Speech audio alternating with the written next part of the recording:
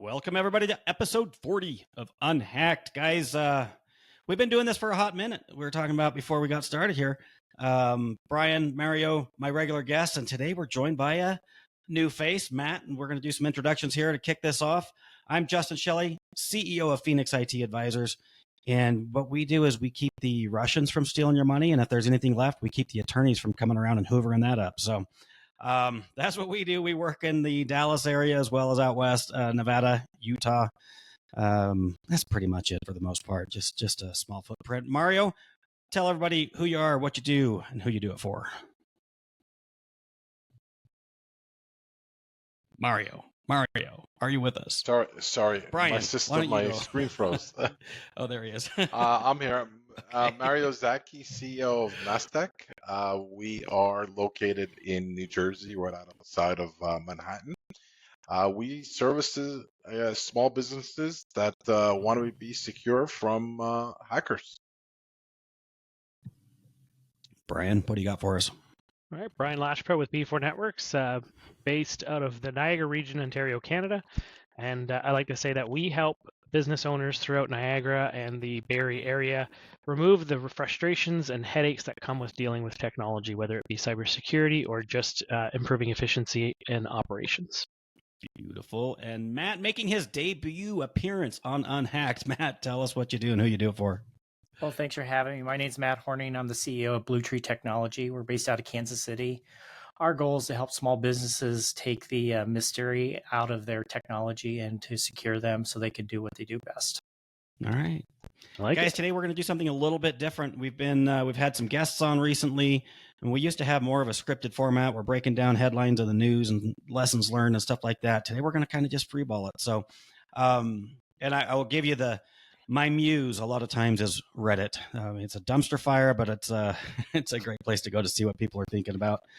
But I read something that actually caught me off guard. Number one, this is something that was in the entrepreneur subreddit, not in anything technical. And somebody posted that ransomware attacks quadrupled in 2024. And this is according to Barracuda. Two things. Number one, it was interesting as all the comments on this post, people were just annihilating him, saying, why are you telling us this? This is just an ad, whatever. Nobody gave a shit, is my point, which was kind of scary to me because this really is important.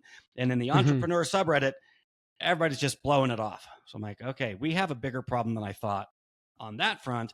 And then the other problem and I'm trying to not be too transparent here, but this kind of caught me off guard that ransomware attacks had quadrupled in 2024 because not that I've let my guard down at all in working to prevent ransomware attacks, but I have also kind of added my attention or added to my focus, which, the more you add to your focus, the more it's diluted.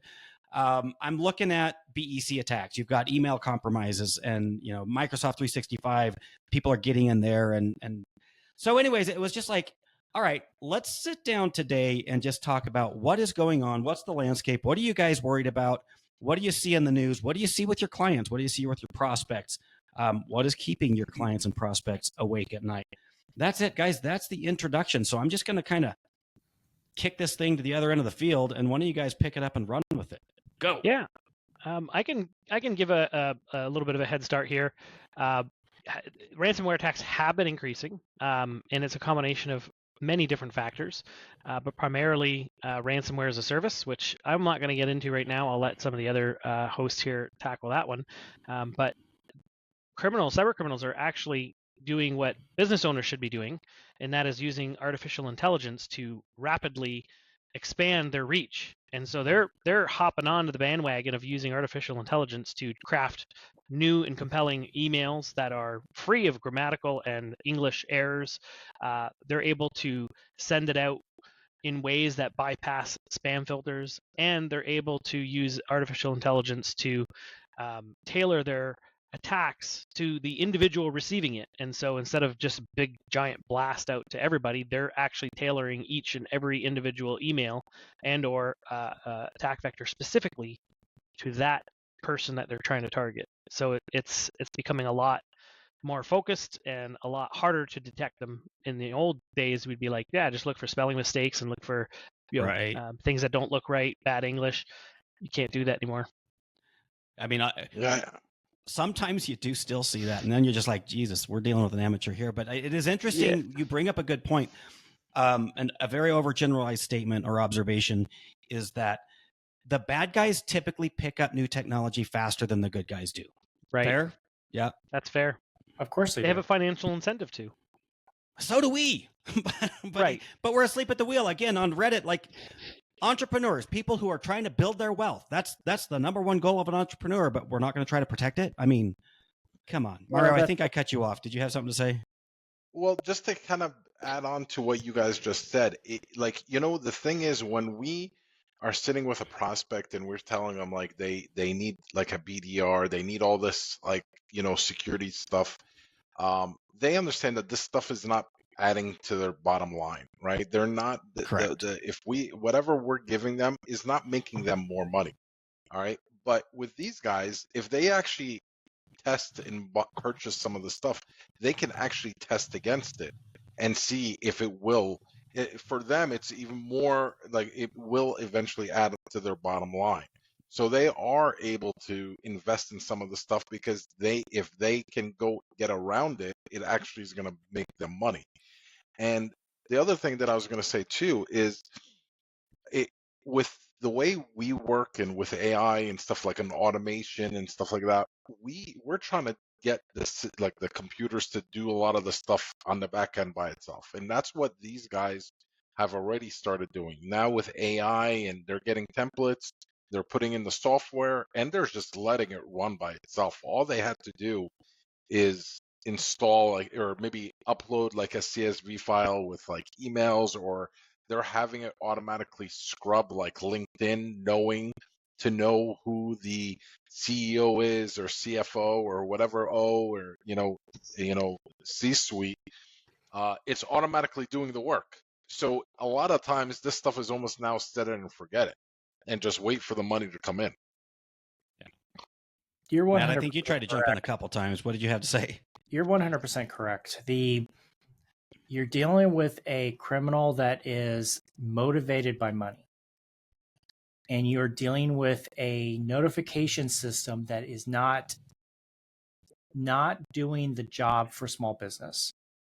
The only time that you deal with when you're, because we mostly live in the small, medium business space, you don't hear in the newspaper that, 10 small businesses went out of business yesterday because of ransomware. They're just too small to report on.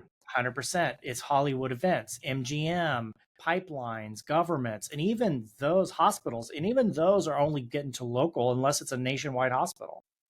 So you live with a large portion of the population out there, and we're talking about business owners, managers of those businesses, that it's, I'm too small. I'm not a threat. They won't come after me. I don't have anything. And the question comes down to is can they survive a hit? Statistically, that's not true. 60% of businesses are going out of business within 6 months of a major cyber event. Yeah. That is detrimental to the person that built that business and potentially their retirement and their family and their kids' college fund.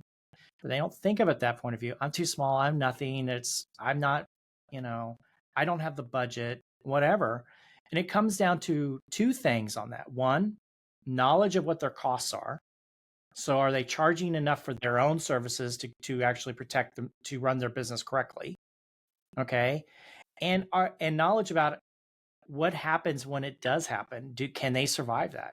Target, they survive. They got all investors that will fund them out of it because they want to keep that going. But can a small business owner really stomach a $50,000 bill?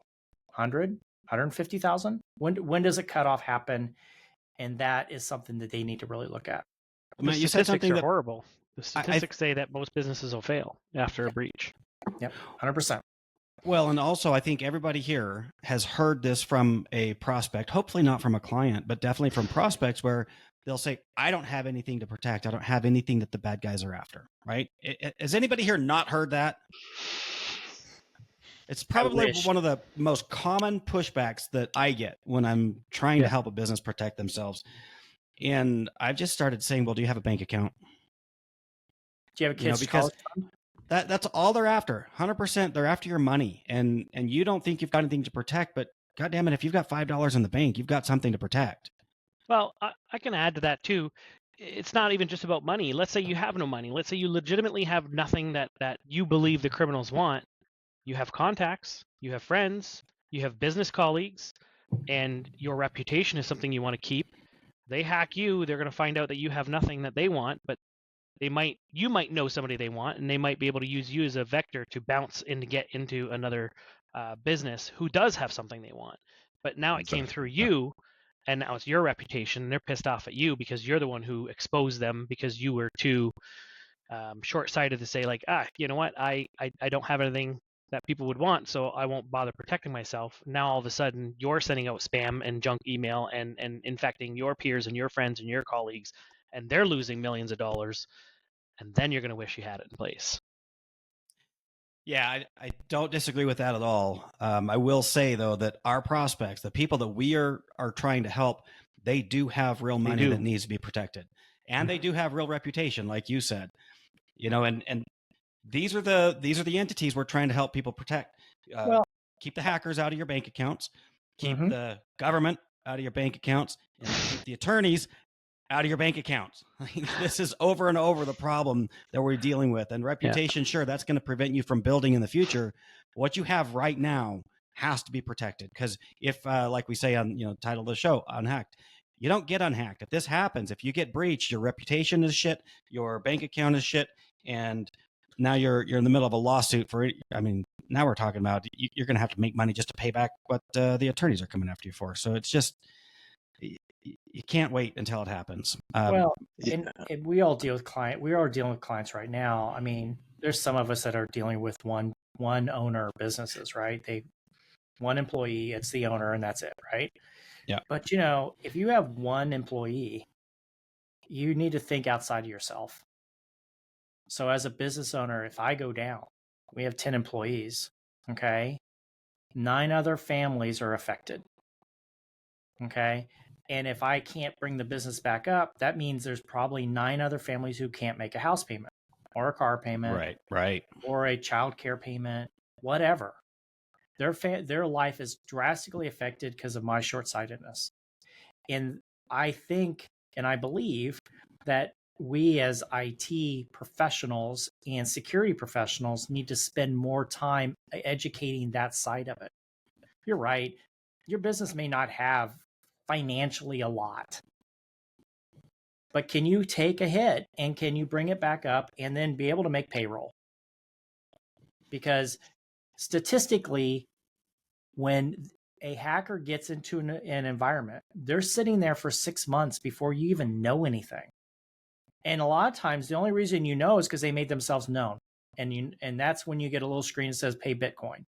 By that time, they mapped who the controller is, how much money you have in your bank account, when payroll hits, what account that money goes into, and how much is there. Right. And conveniently, that ransomware event is usually what? All the money that's in payroll. It's a crazy number. And what's the other thing they look for? They're looking for your cyber insurance. I was going to say insurance. They want to know how much you're going to pay out on the insurance policy. So reading this article, 4 times, was it 4 times it went in the last year? Well, cyber insurance is still paying these ransoms. They have an incentive to continue growing. Of course they're going to grow. I'm not surprised. I wish I wasn't surprised. It's sad to me that it's still growing. I would like to see it go the other way, even a little bit. Right. But, dealing with the fact that we have an industry that, that is forced to pay because they're not proactive, they are reactive to the scenario. And I always find it interesting that there's no budget until there's something that happens, and all of a sudden there's a budget. Yeah. But I would like to jump on the ransomware as a service, because I think that's a game changer for the cyber criminals. We talk about how, we're trying to help our clients protect their systems, and they have essentially IT as a service. They can buy us as a service, right? Our services, our talent and our pool of knowledge and our tool sets. The criminals have something similar, right? Yep. You don't need to be an expert in technology to now ransom other people's networks. You Yep. just subscribe to a platform. They give you all the tools and all the services on how to ransomware. They give you email templates and they give you the recipe on how to make it successful. And within a short amount of time, I think I'm reading here about 74 minutes start to finish, they could then be on their way. Somebody who's never done it before could be on their way into ransoming them, putting out emails and ransoming their first client. It's amazing. Their first client. I'd say client. Yeah. Listen, that's how they see it. It's a business to them. This is business. Right. It's an amazing business model, and it's funny because you deal with a lot of people out there that never consider it that way. Yeah. It is a ironed out process with standard operation procedures, okay, that is leveraging latest technologies, that is drilling into people's livelihoods on a daily basis, and it's not a matter of if, it's a matter of when. And not to scare the business owners that are listening to this, what layers do you have in place that when it happens, how quickly can you recover and stop it? Yeah. And that's the goal, is to get there. That is the goal. Or even know what happened in the first place. Yep. We're dealing with technicians that are making sales. Like, imagine your support team. If you tell them, like, listen, we're going to give you guys an X amount of, profit every time you close a ticket, and the bigger the ticket, the more money you make. I know my guys are going to be taking, 10 times more tickets than normally do, but I'll probably get broke, but that's just the way it is. It's like these guys they're pretty smart. They are, investing in whatever tools they think is going to be able to help them make a sale, and they're hungry, and they know they're protected. Yeah. All right, so guys, I'm gonna take us home here. We're gonna keep today a little bit shorter than normal, but what I want to do, I'm gonna go around the room, each one of you, Mario, Matt, then Bryan, and I want you to answer one or all of these three questions. All right, question number one: what are you worried about based on what your observations are? Number two: what are your clients worried about based on their observations? And then number three: is there anything that you see in the news that keeps you up at night? All right, so take one or all of those. We'll try to keep it to a couple minutes each, and tell me what you're seeing out there and what we all need to be aware of. Mario, thoughts? For me, I worry that there may be, a gap somewhere, something that ever slips through the crack, or that, one day that these guys are going to figure out how to get around the layers of security that we put in place, and do we need more layers? What I think customers are worried about is, do we have too many layers? This is all costing me too much money. Nothing has ever happened. Do I need to spend this much money? Yeah. And as far as seeing things on the news, I'm not gonna lie, to be honest with you, I stopped watching the news. It's because the rare times where my wife has the news on or whatever, it's depressing. It's just too depressing. Now I'm strictly on Netflix or whatever is on Hulu that it was pre-recorded. Fair enough. I will argue that I watch the news, but I do it in a very different way. And this today was kind of inspired by something I saw on Reddit, but it is information that God, it scares me sometimes. Matt, what do you got for this? What keeps me up at night is vendors. Vendors. Okay, tell me more. We are so reliant on other companies to provide a service, and no matter how much stuff we do to vet them and work with them, we're humans. We're all flawed. Yep. Software is written by humans, and you have it comes down to their ability to understand the risk. And there are vendors out there, we all know of some, that honestly either don't care, don't understand the risk, or completely ignorant and just they are clueless. And our job is to figure out who those are and to move away from them and stop feeding them money. But that's the one that keeps me up at night, is that a vendor that we've brought in somehow that has more bite in our business than we should. And this is as a business owner, and as business owners out there, okay, they should be vetting their vendors. They should be vetting their IT company. They should be vetting, their software packages and stuff like that. That's the stuff that keeps you up at night. And I really like that. And, it's kind of the point of what we're trying to do here on this podcast is help our clients, our prospects vet us, vet our industry, because it can be tricky since we're so unregulated. But you're absolutely right. It is on us to, in turn, vet the people that we're doing business with, because that can get passed right through to our clients. It's kind of scary, for sure. 100%. Bryan. Okay. Well, the thing that worries me the most is that business owners think that security is a one and done. It's not. Criminals innovate on a regular basis, and we have to do the same. But time and time again, I meet with people and they say, "Oh, you know what? We've got an antivirus, or we've got it covered," and they're not actually taking proactive steps on an ongoing basis. They think it's a one and done.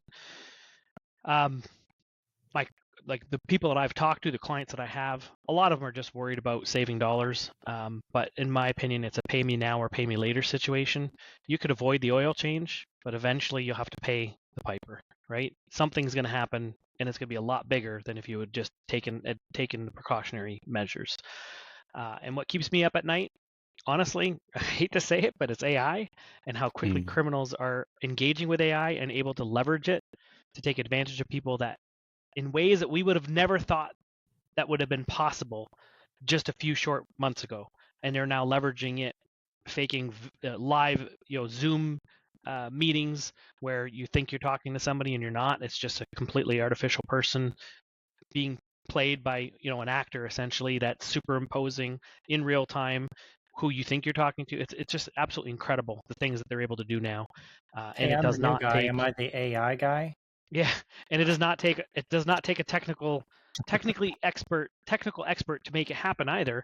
My account manager or my service manager, within a matter of 15 minutes, using publicly available tools, was able to completely mimic my entire voice and create like a public service announcement for the staff, indicating that I was in love with Apple. And anybody who knows me knows that is not the truth. Anyway, it was a funny thing, but it's just incredible where it's going, and that keeps me up at night. I think you need to share that video or whatever it is, because I'm going to put it on the podcast here. That's going to be our intro and outro from now on. Bryan's avatar talking about Apple. I love it. Yeah, no thanks. Yeah. So guys, here's what keeps me up at night. And a quick backstory. I first got into podcasting. It was just absolute nonsense. Me and a buddy, we drank relatively heavily. There were times I didn't remember the second half of the podcast. It was a little bit embarrassing. Also, it was a blast. One thing he would say all the time is like, because we'd talk about current events or whatever horse shit's going on out there. This was during COVID, So in talking about the news, what do you see on the news? He would constantly say, be your own reporter. Don't worry about what other people are observing. Go out there and make your own observations. Mm-hmm. And I got to a place where, even now, when I see a news headline, I will rarely read any details from the reporter, but I will immediately go to the comments. And I want to know what people are thinking. What are they talking about? What are they worried about? And as I do that, where cybersecurity is concerned, more and more, I'm seeing this absolute apathy. And it's what caught my attention with this article. The content got my attention because I'm a tech nerd and because I live in this world of cybersecurity. But what truly scared me wasn't that ransomware quadrupled. It was that people were downvoting this guy. They were attacking him. They were saying that it's just an advertisement. And I mean, I look at his profile. I look at his other comments. I don't see anything where he's trying to promote another vendor of any sort. He's definitely not an IT guy. He's trying to bring information, at least from my perspective, to his peers, his entrepreneurial peers, and tell him, hey guys, this is a risk and we need to take it seriously. And he's just getting like laughed off the stage. That's the problem. And that's the problem that honestly, I don't know how to address. Because when we do it, and when we go out and evangelize this, we come across like salesmen. Do we financially benefit if you buy our services? Of course we do. But also, you get to keep your business, so there's that added bonus. You get to keep the money in your bank account, and you don't have to go to court. How's that, guys? That's something, isn't it? Jesus. So, I mean, that's... Go ahead, Brian. Here's what you could do. You partner with a criminal organization. I'm kidding, by the way. You partner with a criminal organization. When you meet with a client who has apathy, you just forward their name and number over to the criminals. That's right. I'm kidding, obviously. Buy from us, or we're going to get you breached. Oh, God. Yeah. We're all going to go... Now we're all going to be in court. Jesus. Yeah, Thank you for that, Brian. You're welcome. I'm going to go edit that right out of here. I'm not really. Yeah, I mean, it is a scary world, and I will tell you that I think our number one problem in the war, because this is a war, we are fighting thugs, we're fighting criminals, we're organized crime rings, state-sponsored crime. Like, this is huge. This battle that we're fighting, and the number one problem that I believe we have is a culture problem. Nobody thinks we're in a war. That's the problem, right? And until we fix that, until we change the culture and the mindset around this, we're going to keep losing. You want to know why ransomware quadrupled 4 times? It's because of those dumbasses on Reddit who are downvoting the guy that was trying to help him out. Yeah, that's why. There's my 2 cents. All right, guys, we're kind of up against a hard stop, so we're going to bug out. Thank you for being here, Matt. Debut appearance. Hopefully you'll join us again. Brian, Mario, as always, thanks for joining us. Guys, say goodbye, and we'll see you next week. Cheers. See you guys later.